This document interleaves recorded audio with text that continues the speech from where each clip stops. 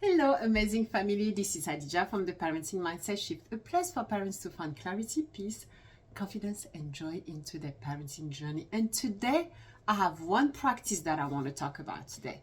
One practice that we can learn to integrate in our journey, parenting journey, and it's to know how to read the room.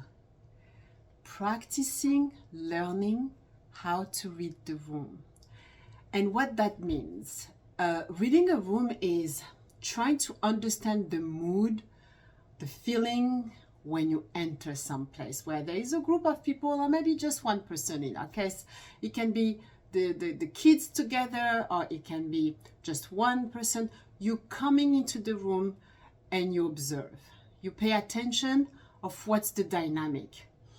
And the reason I think it's important to take that practice is because sometimes we are so busy doing our things, coming from work, coming home and just start reacting.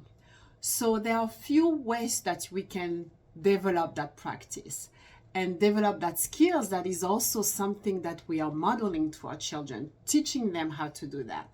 So of course, everything that we are teaching to our children, we need to practice and we need to do it and we need to apply. So you're going to pay attention of how you do that. How do you read the room? And do you actually pay attention to that? Do you actually read the room and make sure that you are then responding? So there's few tactics, and the first one that I think it's important is to observe.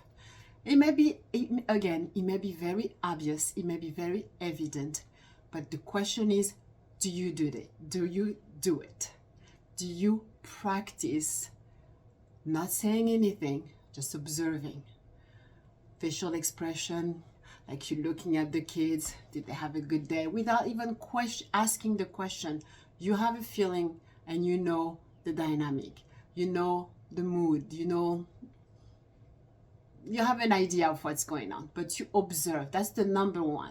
You observe. You take the time to observe. The number two is the context. So if you see the siblings either feel like they're fighting, but they're all arguing, whatever the situation that you come and see, try to see what's the context. Are they playing around? Are they joking around? Are they teasing together? Are they actually did they create a challenge? We don't know what was the context before we get into that room, them doing whatever they were doing before we do anything. So try to have a context. Was it a serious moment? Was it a sad moment? Was it an actual funny moment? Because depending on that, you don't want to be projecting your mood of feeling into that context.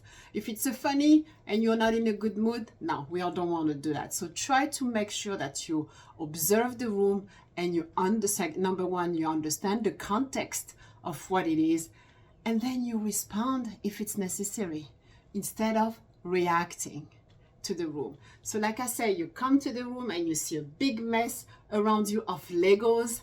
You're not understanding that he's trying to have an adventure somewhere, but your reaction is to be upset because it's a mess.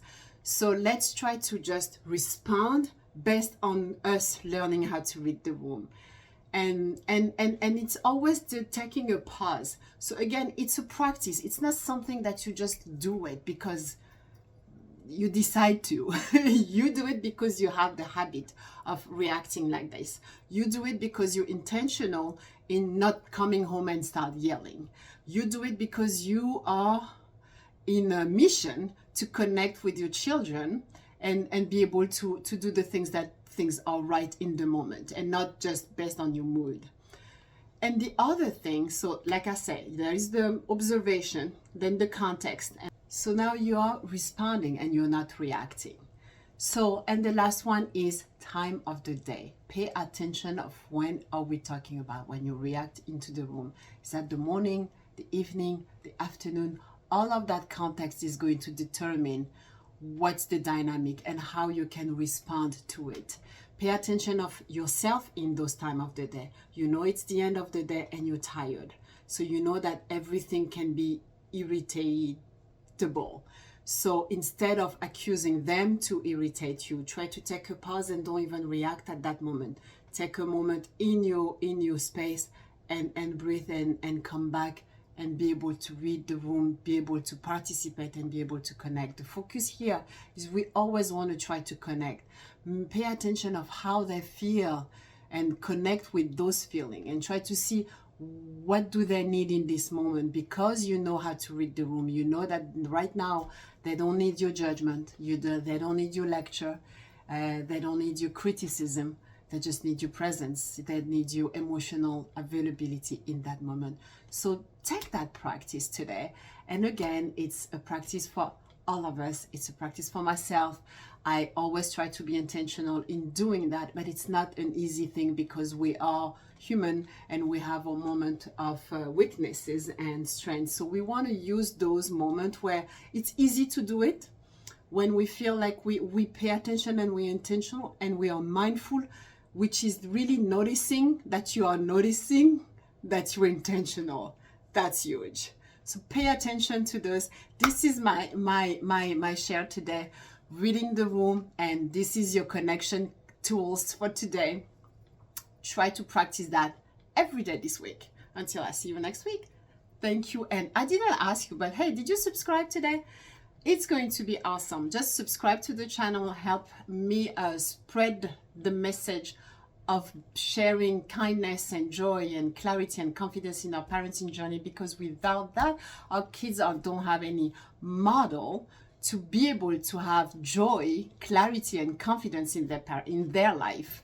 So let's start with ourselves. Let's do the work together. Subscribe to the channel. Spread it if you appreciate it. And if you like this video, you're going to love the other that I have.